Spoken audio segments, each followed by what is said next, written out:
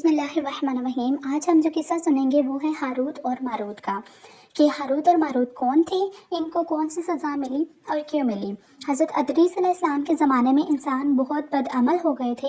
فرشتوں نے بارگاہ الہی میں عرض کیا کہ مولا، انسان بہت بدکار ہیں اور یہ خلافت کے لائق نہیں ہیں، انہیں معزول کر دیا جائے یا کم از کم خلیفہ یہ رہیں اور وزیر ہم، تاکہ ہم ان کے بگڑے کام سنبھال لیں۔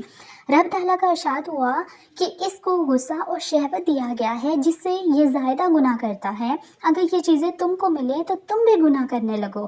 فرشتے بولے کہ مولا کریم، ہم تو گناہ کے پاس بھی نہ جائیں گے، ہوا کتنا ہی غصہ اور شہوت ہو۔ حکم ربی ہوا کہ اچھا، تم اپنی جماعت میں سے اعلیٰ درجے کے پرہیزگار فرشتے چھانٹ لو، ان کو غصہ اور شہوت دے دیتے ہیں، پھر امتحان ہو جائے گا۔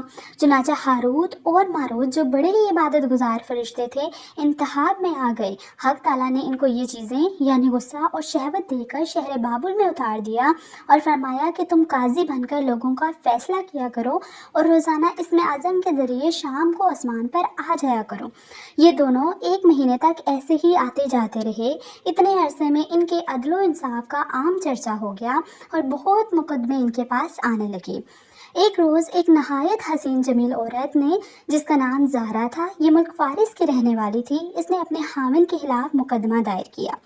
یہ دونوں اسے دیکھتے ہی عاشق زار ہو گئے اور اس سے برے کام کی خواہش کی۔ اس نے کہا، میرا دین کچھ اور ہے اور تمہارا دین کچھ اور اختلاف ہوتے ہوئے یہ نہیں ہو سکتا۔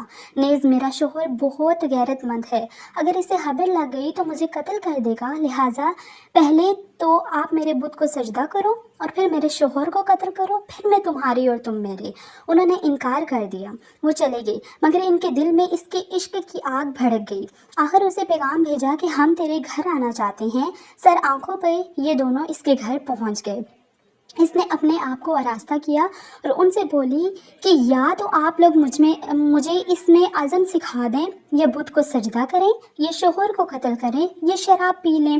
انہوں نے سوچا کہ اس میں عزم اسرار الہی ہیں، اس کو ظاہر کرنا بہت ظلم ہے، بت پرستی کرنا شرک ہے اور قتل حق العباد۔ لاؤ شراب پی لیں گے۔ چنانچہ شراب پی لی۔ جب شراب پی کر مست ہو گئے، زہرا نے ان سے بت کو سجدہ بھی کروا لیا، اپنے شوہر کو قتل بھی اور اس میں عزم بھی پوچھ لیا۔ زہرا تو اس میں عزم پڑھ کر صورت بدل کر آسمان پر پہنچ گئے۔ حق تعالیٰ نے ان کی روح کو زہرا ستارہ سے متصل کیا اور اس کی شکل زہرا ستارہ کی طرح ہو گئی۔ جب ان کا نشہ اترا تو یہ اس میں عزم بھول چکے تھے اور اپنے کیے پر نادم و شرمندہ تھے۔ حق تعالیٰ نے فرشتوں سے فرمایا کہ انسان میری تجلی سے دور رہتا ہے۔ یہ دونوں شام کو حاضر بارگاہ ہوتے تھے، پھر بھی شہوت سے مغلوب ہو کر سب کچھ کر بیٹھے۔ اگر انسان سے گناہ سرزد ہو تو کیا تعجب ہے۔ تمام فرشتوں نے اپنی خطا کا اقرار کیا اور زمین والوں پر بجائے لعن طعن کرنے کی ان کے لیے دعائے مغفرت کرنے لگے۔ پھر یہ دونوں حضرت ادریس علیہ السلام کی بارگاہ میں حاضر ہوئے اور شفاعت کے طالب ہوئے۔ آپ نے ان کے حق میں دعائے مغفرت کی۔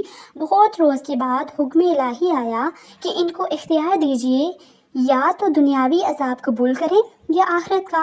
حضرت ادریس علیہ السلام نے انہیں حکم الہی پہنچایا۔ انہوں نے عرض کیا، یا نبی اللہ، دنیا کا عذاب فانی اور آخرت کا عذاب ابدالآباد تک باقی رہے گا، ہم کو دنیاوی عذاب منظور ہے۔ چنانچہ حق تعالیٰ نے فرشتوں کو حکم دیا کہ ان دونوں کو لوہے کی زنجیروں میں جکڑ کر بابل کے کنویں میں اوندھا لٹکا دیں۔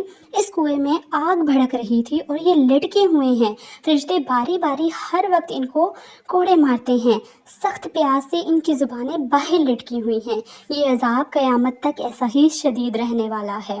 اللہ تعالیٰ ہم سب پر اپنا نظر کرم کرے اور ہم سب کو نیک اعمال کرنے کی توفیق عطا فرمائے، آمین۔